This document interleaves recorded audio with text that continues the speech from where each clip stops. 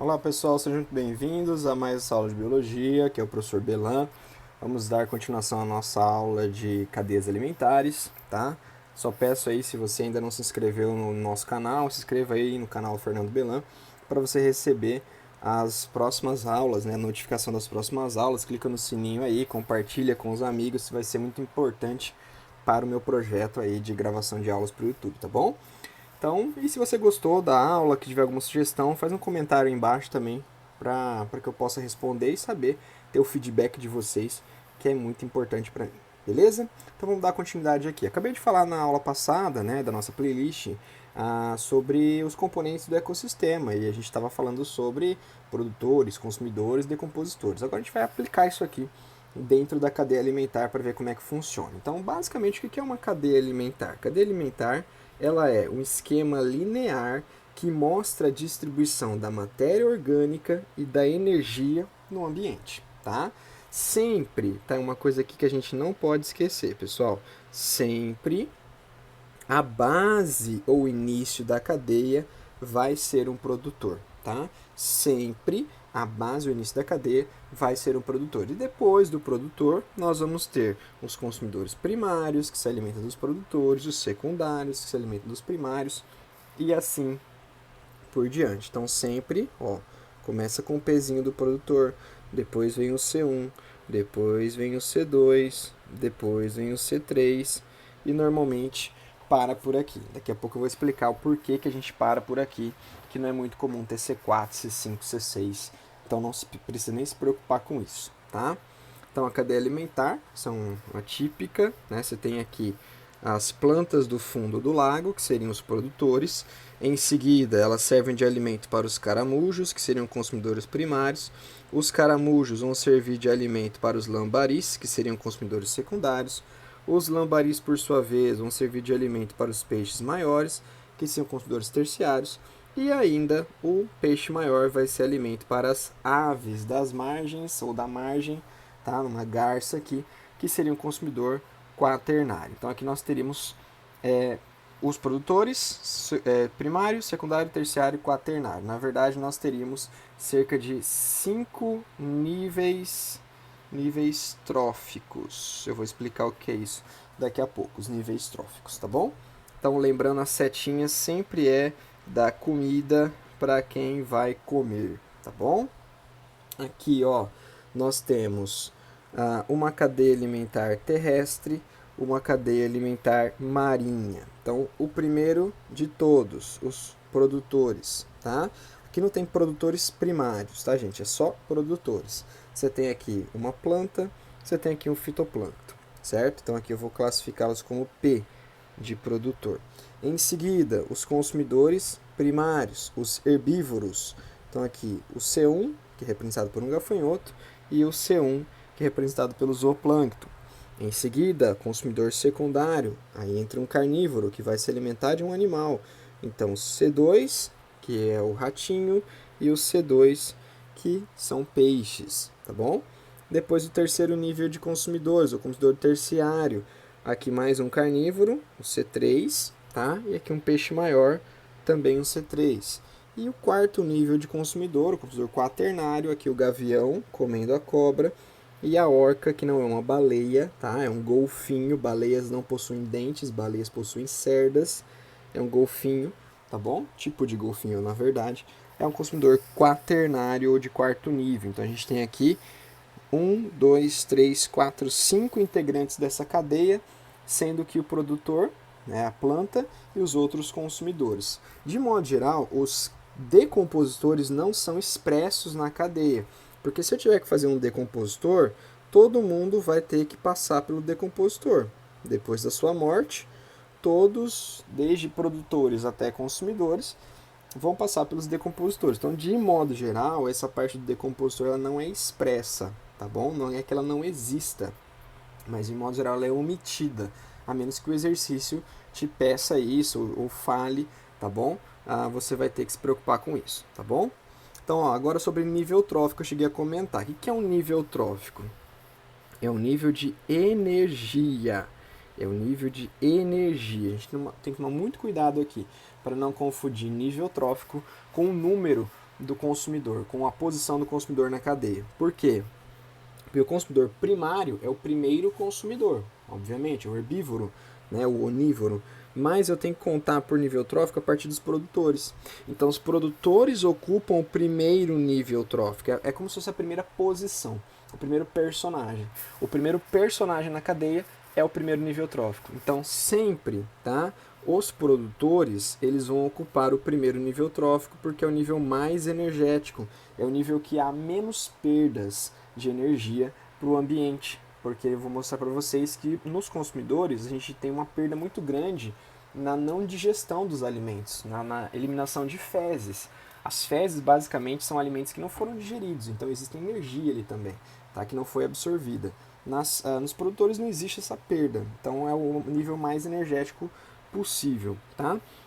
Em consequência, os herbívoros, né, que seria o consumidor primário, eles estão no segundo nível trófico. Os carnívoros, que começam a partir de de consumidor secundário, eles estão no terceiro nível trófico. E assim por diante, tá? Então, basicamente assim, ó, deixa eu colocar aqui. Produtor, consumidor primário, consumidor secundário, consumidor terciário, tá bom? Isso aqui é a cadeia, as posições. Aí eu vou falar de nível trófico. Então, o produtor é o primeiro NT, primeiro nível trófico. Consumidor primário é o segundo nível trófico. Consumidor secundário é o terceiro nível trófico. Consumidor terciário é o quarto nível trófico. Então, o nível trófico é sempre um acima da classificação dele como consumidor, tá? Isso tem muito a ver com o fluxo de energia. Por quê? A energia ela vai se perdendo com o passar dos níveis tróficos. Na verdade, não é se perdendo, ela vai diminuindo, tá? A energia vai diminuindo com o passar dos níveis tróficos. Por quê? Porque cada um que pega essa energia consome um pouco, tá? É como se você pegasse ali entre seus amigos uma torta, um bolo, e fosse tirando um pedaço. Você é o primeiro, você tem o bolo inteiro, então você pode comer o quanto você conseguir. Quando você não aguentar mais, estiver cheio, você passa para o próximo. O próximo vai pegar uma parte menor, que vai comer e passa para o próximo. Vai chegar um momento que se você for o terceiro ou quarto da fila, não vai chegar bolo para você.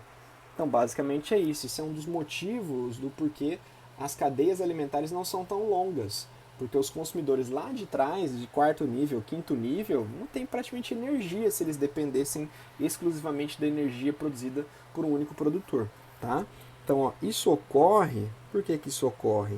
Isso ocorre porque os seres vivos consomem parte da energia para manutenção da própria vida. E essa é a parte mais importante. Parte é eliminada nas fezes. Na verdade, essa parte, gente, ela se aproxima de 50% da energia desperdiçada, que a gente não consegue digerir, tá? Do assimilado, ou seja, do que você assimilou, do que você digeriu e assimilou, parte é usada na respiração celular, tá? Na manutenção da sua vida, da sua energia. E somente cerca de 10% vai estar disponível nos seus músculos, na sua gordura, disponível para um próximo consumidor, tá? Então, nesse caso, geralmente é só 10% da energia consumida. Então, se o cara absorveu, ele consumir, ingerir 1.000 calorias, só cerca de 100 calorias, tá? Vai acabar sendo fixada no seu corpo, aproveitada e disponível para um próximo consumidor, tá? Aqui é um esqueminha do fluxo de energia, mostra bem isso, ó, a matéria vegetal do consumido pela lagarta. Tá? A lagarta está comendo a folha, tá? Devorando a folha, aliás, ela pode devorar muitas folhas em um único dia. Ela consumiu cerca de 200 joules de energia nessa folha, tá? Foi o que ela consumiu. Só que veja, desses 200, 100 joules foi perdido nas fezes dela. Por mais que ela seja um herbívoro, por mais que ela tenha capacidade de digerir ali celulose, né, e absorver energia, cerca de 50% do que ela comeu foi embora nas fezes. Dos 100 joules que ela efetivamente absorveu, né, dos 100 joules que efetivamente ela absorveu, cerca de 33 joules, cerca de 67 joules ela gastou, tá? Então ela gastou na sua respiração celular, na sua manutenção da vida. E só 33 joules ela acabou crescendo, ela acabou engordando, ela acabou formando biomassa. Então se a gente relacionar com isso, se de 200 joules, isso aqui vai dar mais ou menos, tá? 15%. Mais ou menos 15% do que efetivamente ela comeu, ela cresceu, tá bom? Então é aquela história, se você comer 1 quilo de comida, você não vai engordar 1 quilo, porque aquilo ali não vai ser armazenado em você. É claro que depende muito do que você está comendo, né? Isso é muito relativo, porque você tem que ver energia. 1 quilo de salada vai te dar energia diferente de 1 quilo de algodão doce, sei lá, de 1 quilo de açúcar, que é muito mais calórico, né?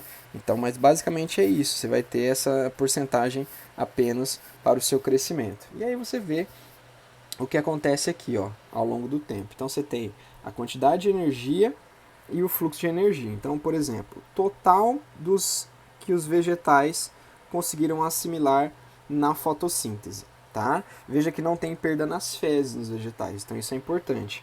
Aí desse total que eles conseguiram consumir, uma parte pequena eles gastam na respiração, até porque eles não respiram tanto assim, né? Eles não têm tanto gasto de respiração quanto um animal tem. E aí eles conseguem armazenar grande parte da energia do alimento nas folhas, no caule, nas raízes, nos frutos.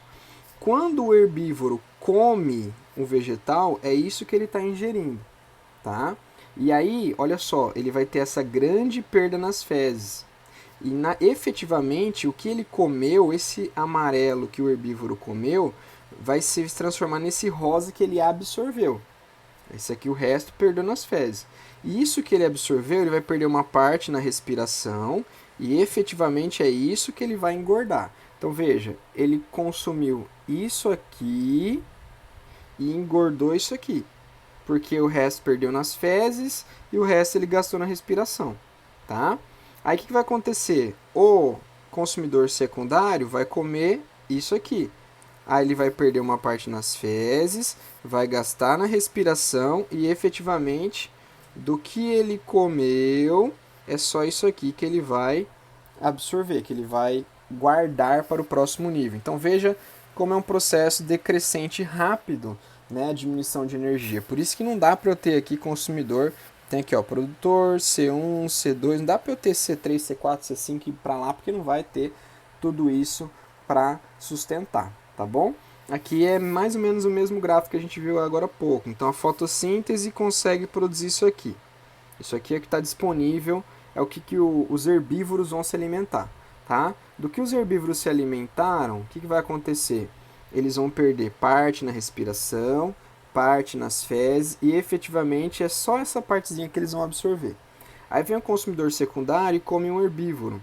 Aí ele vai perder parte na respiração, parte nas fezes e só essa partezinha ó, do que ele comeu, efetivamente só essa parte que ele vai absorver, que ele vai armazenar nos seus tecidos e assim por diante. Por isso que a pirâmide, né, esse fluxo de energia, ele vai decrescendo rapidamente de um nível para o outro. É como se você aproveitasse apenas 10%.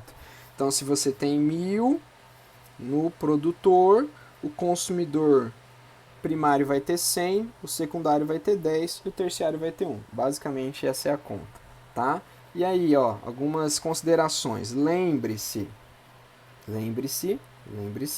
a quantidade de energia diminui à medida que ela é transferida de um nível trófico para outro. Ela sempre diminui porque há esse consumo. Em um ecossistema, a matéria ela é cíclica. Existe a reciclagem dos nutrientes pelos decompositores. A energia não. A energia ela possui um fluxo unidirecional. Quanto mais afastado dos produtores, menor é a energia disponível, tá? A matéria tem um ciclo, tá? E a energia é um fluxo unidirecional. A energia não se renova. Lembra que a energia vem de onde? A energia vem do Sol. A energia vem do Sol para os produtores, depois para os consumidores. Se o Sol acabar, essa energia não vai se renovar. A matéria se renova, tá? A energia não, ela se dissipa e se perde. Tudo bem? Bom, para fechar essa aula, o que vem a ser uma teia? Uma teia é o que normalmente a gente vai encontrar na natureza, tá? As relações do fluxo de matéria e energia na natureza são muito mais complexas que uma simples cadeia. A cadeia é algo linear.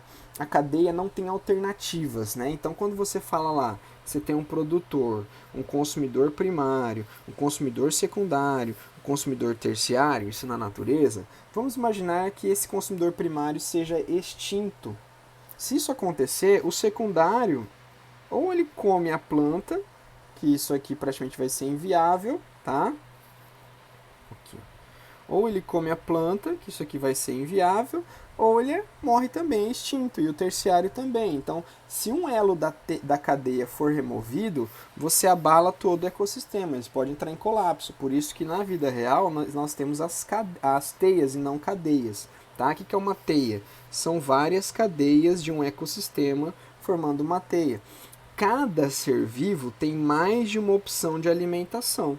Tá? Então, se eu posso comer um primário, eu posso comer um secundário, eu posso comer um grilo, eu posso comer um rato, eu posso me alimentar de planta, tá? Essa parte é importante. O elo, se um elo da teia é extinto, o ecossistema não se abala, diferente se acontecer a extinção de um elo da cadeia, tá bom? Então veja aqui essa nossa última imagem. Nós temos aqui os produtores, as gramíneas, as verduras e a árvore. Nós temos os consumidores primários, a zebra, o coelho, o rato e insetos herbívoros, tá? Inseto herbívoro, ok? Consumidor de segunda ordem, a cobra, a coruja, a raposa, o lagarto. E de terceira ordem, a onça e o gavião. Então, por exemplo, eu posso traçar uma cadeia aqui. Uma árvore serve de alimento para o inseto serve de alimento para o lagarto, tá? E o lagarto serve de alimento para o gavião. Ou outra, a gramínea serve de alimento para o rato para a coruja para o gavião. A verdura para a zebra para a onça. Tá? Na verdade, não vai existir isso aqui, né, gente? Porque a zebra está na África, a onça está na América do Sul. Que poderia ser um leão, tá? Então, a verdura para o coelho para o gavião. A gramínea para o rato para a raposa para a onça. Então, tem toda essa relação. Tá bom? Então, por exemplo, um consumidor ele pode ocupar vários níveis. Por exemplo, o gavião. Nessa cadeia, ó, produtor gramínea, inseto, consumidor primário, lagarto, consumidor secundário, gavião, consumidor terciário. Tá? Vamos ver essa outra aqui. Verdura, produtor, coelho, consumidor primário, comeu gavião, consumidor secundário. Já tem duas aqui. Tá? Vamos ver essa outra, ó. Gramínea, produtor, rato, primário, cobra, secundário, gavião, terciário. Deixa eu ver se tem alguma aqui que o gavião é quaternário.